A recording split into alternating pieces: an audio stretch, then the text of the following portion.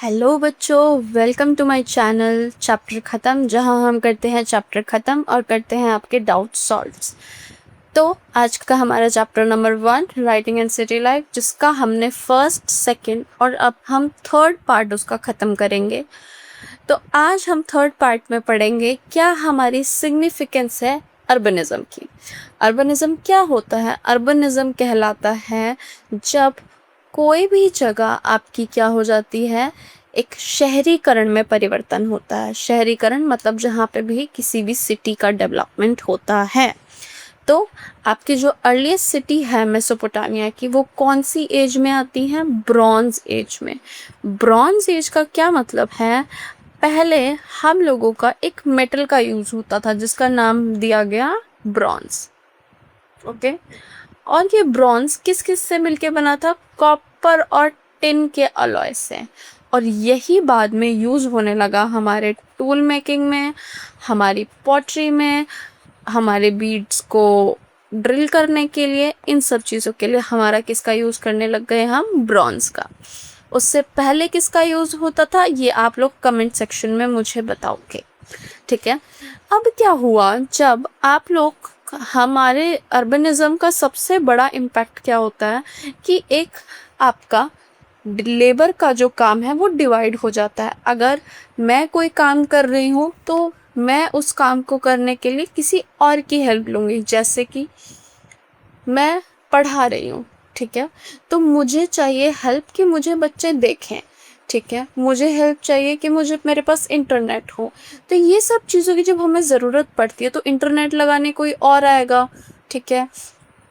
तो जब हमारा लेबर का डिवीज़न होता है, ठीक है, उसी को हम कहते हैं कि वो सबसे बड़ा हमारा मार्क होता है या फिर एक सिंबल ऑफ अर्बन लाइफ होता है, क्योंकि एक व्यक्ति एक ही काम कर सकता है। जैसे कि हमारी बुक में बता रखा है कि ब्रॉन्ज एज की वजह से क्या हुआ, जो लोग हमारे काम कर रहे हैं, टूल्स बना रहे हैं, वो थोड़ी ना जाके दूसरी लोगों से ट्रेड करेंगे।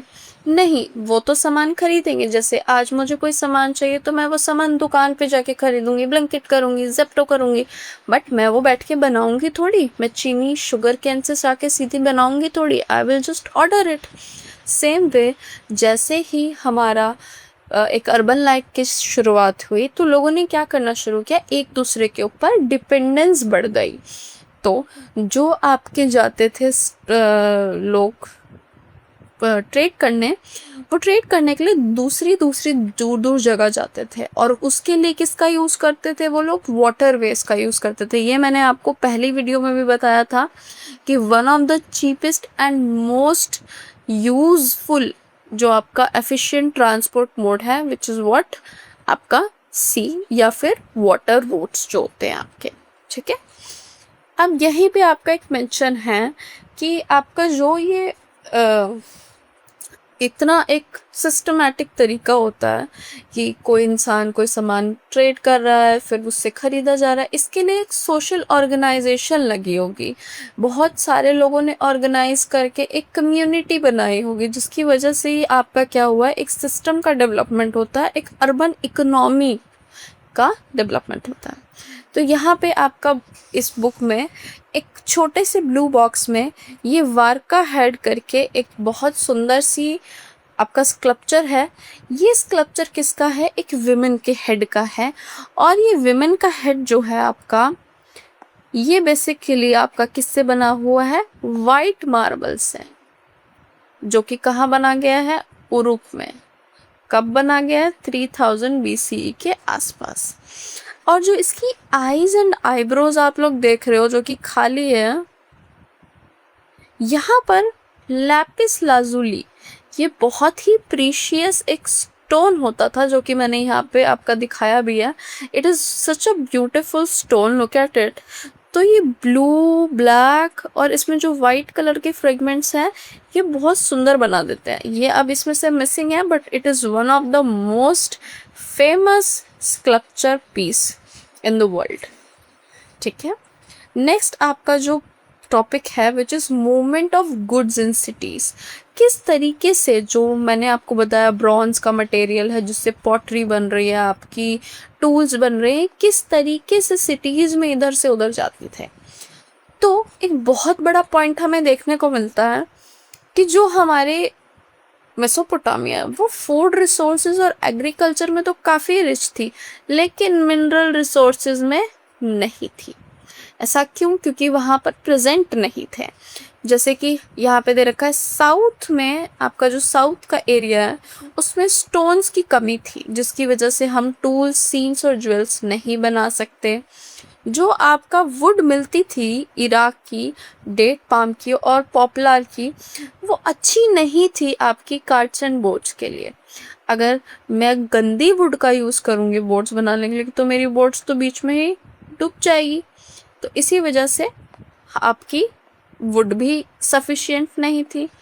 थर्ड पॉइंट, कोई भी मेटल नहीं मिलता था जल्दी से टूल्स, वेसल्स और ऑर्नामेंट्स के लिए। तो ये भी one of the most big drawbacks हो जाता है। तो क्या करते थे ये लोग? ये लोग तुर्की और ईरान या फिर गल्फ देशों से क्या मंगाते थे? उनके साथ ट्रेड करते थे। यहाँ से हमें एविडेंसेस समझ में आते हैं ट्रेड की। जब हमारे पास किसी चीज़ की कमी है तभी हम दूसरे के पास जाते हैं। और हम किस तरीके से ट्रेड करते थे? एक सामान दे के हम उससे दूसरा सामान ले लेते थे। तो क्या क्या ये लोग अपना textile which was such in abundance, तो टेक्सटाइल और एग्रीकल्चर के बदले क्या क्या अपना देते थे? टेक्सटाइल एंड एग्रीकल्चर देकर, गुड्स देकर ये सब सामान लेते थे। जैसे कि वुड से क्या बनाते थे? बोट। कॉपर से क्या बनाते थे? कॉपर और टिन का किसका अलॉय क्या बनता था इससे? ब्रॉन्ज, जो कि हमने चैप्टर की स्टार्टिंग में ही पढ़ाया मैंने आपको कि ब्रॉन्ज बहुत इम्पोर्टेंट था। और किससे बनता था वो? कॉपर और टिन से।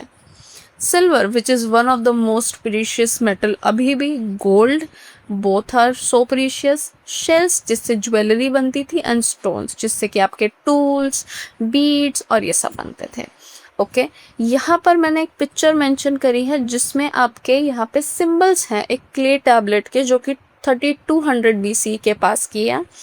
इसमें आपकी ऑक्स दिखाई गई है, ये ग्रेन फिश है, आई डोंट नो, इसका नाम मेंशन नहीं है। और ये नंबर ऑफ बोट्स हैं, ये बोट की जैसी शेप दिख रही होगी आपको। एक ये ह्यूमन दिख रहा है, ये यहाँ पे आपको फिश दिख रही है, ये आपको ऐसा लग रहा होगा जैसे हमारी मॉडर्न डे ग्रेन है। और ये आपकी ऑक्स को दर्शाता है। तो ये क्ले टैबलेट से हमें पता चलता है कि उस टाइम किस किस चीज़ की डिमांड थी, किस किस चीज़ को यूज़ किया जाता था। ओके, तो थैंक यू। तो ये दोनों टॉपिक भी आपके ख़त्म हो चुके हैं। आपका पार्ट 3 फिनिश यहीं होता है। एंड आई होप आपको सारा समझ में आया होगा। And thank you for watching the video. I hope you liked the video. So please make sure to subscribe, like and share with your friends. Thank you.